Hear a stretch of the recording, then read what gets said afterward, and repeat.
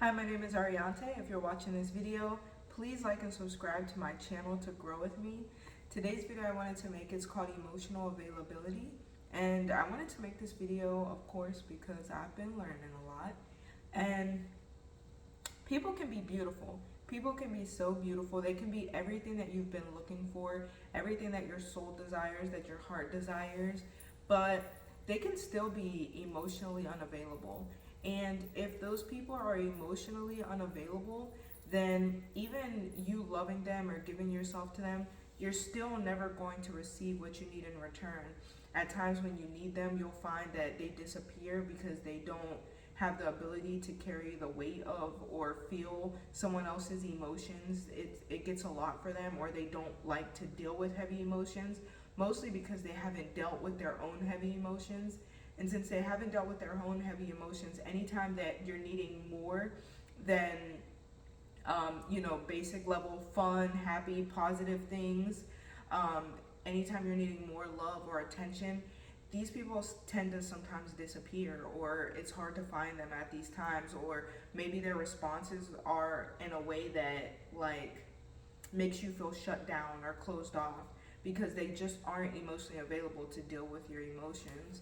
Or if they're emotionally unavailable, they may not be able to receive your love that you're giving them, your love that you want to give them.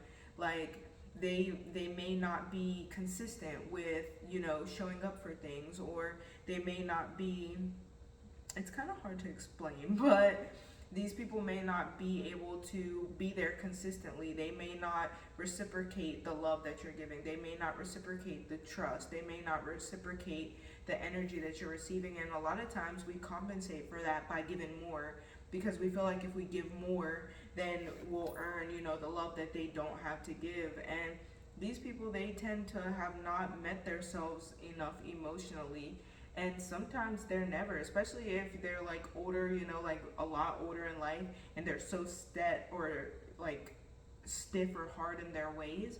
They're not going to become emotionally available, or they don't want to. They don't want to meet themselves like that, and in return they're not going to meet anyone else in that way either.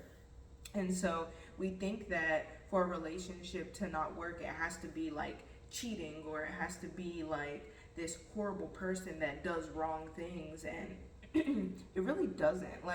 It can be just the simplistic reason of they're emotionally unavailable. They don't have it to give. They haven't met their self in a whole and happy and wholesome way. And they could be happy. These people can be happy people. They could be good to be around. They can be really fun. But that's just because they tend to lean on their happy emotions and feeling good. And they have this toxic positive thing going on where they're available for all the good times. They're available for all the fun. So it makes falling in love with them even 10 times easier because the love is so there. But it takes a lot to build a relationship. It takes a lot of communication. It takes working through uncomfortable things. It takes expressing needs and wanting to meet that person's needs to the best of your ability, and vice versa, them expressing needs and you wanting to meet them. And so there's this whole reciprocating energy that has to be given to build for two people to come into a relationship and meet eye to eye, that an emotional unavailable person is not able to meet. And on another end, because always it's within us too, if we are attempting to continuously push and do more and work for someone that is emotionally unavailable, we have to look at ourselves and see how are we unavailable, that we find that inviting, that we find that more of a reason to love harder, or more of a reason to go harder, or more of a reason to continue to fight, because you're giving all to yourself. Is this some kind of self-sabotaging thing that we do to avoid the truth of us not being emotionally available? If we're so busy chasing for someone for something and the relationship's just not going to work out anyway because they're emotionally unavailable, is that a safety mechanism for us because we're really not able to be in a full, vulnerable, authentic thing, And that's just a thought, not saying that that's necessarily true or not. So this is just my thoughts. This is just what I've been thinking about, because it's not always a painful reason that it's not going to work with someone. And sometimes that leaves us to believe that it's us, or that we just need to work harder for that love, or or that we're wrong for wanting to leave because our needs aren't being met. But you're not wrong if someone is not available to give you what you need, because they're still just not available to give you what you need, you know? And on another end, because it's always us too, we need to consider, if we're emotionally unavailable, do you have the wherewithal to be available for someone, to be present for someone, to give your time, to give your affection, to give your trust?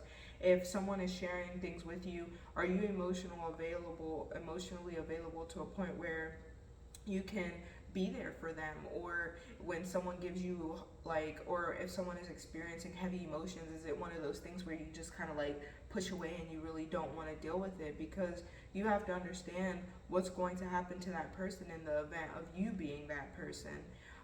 And so, are you emotionally available? Because it's okay to say, I'm not emotionally available and I need to work on myself.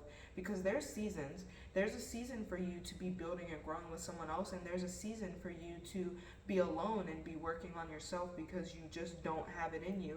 And so, it's okay to say, I'm emotionally unavailable and I don't have what it takes right now within me. I don't have the space within me to be in a relationship or to give myself to someone or to handle that kind of responsibility, because relationships are responsibilities. Whether it's a high responsibility, low responsibility, high maintenance, low maintenance, it's a responsibility and it's a priority. To have a person is a priority, and people want to be prioritized. They want to be valued. They want to be spent time with, you know? And so you have to come to terms with yourself if you are even available for that, if you are even open to that.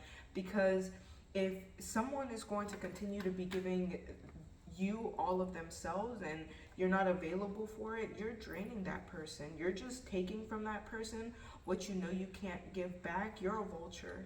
And it's hurtful to people, even if you're unintentionally doing it or you're just not aware or realizing it. But you have the capability to hurt these people, even if it's not you cheating on them, even if it's not you being abusive to them or anything like that. You just don't have what it takes to be with someone. And so spend time with yourself to meet yourself on deeper levels and find out how you can become more available. And so if you're still watching this video, this is my video on emotional availability. Please like and subscribe to my channel to continue to grow with me, and I hope you have an amazing day.